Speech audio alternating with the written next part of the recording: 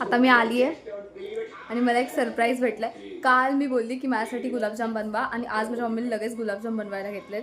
एवढं प्रेम आहे माझ्या घरच्यांच्या माझ्यावर, ते दाखवत नाहीत. व मम्मावरती बघ, माझ्यासाठी बनवायला घेतलेत.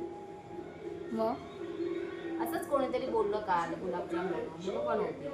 अच्छा, कोण बोललं सांग? मी का सांगू? सांग ना.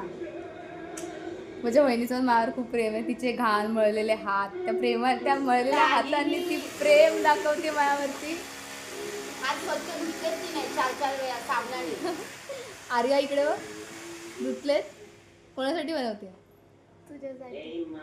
बापरे, हीच ती आर्या जी माझी केस धरून मला मारते. आणि आता बघा,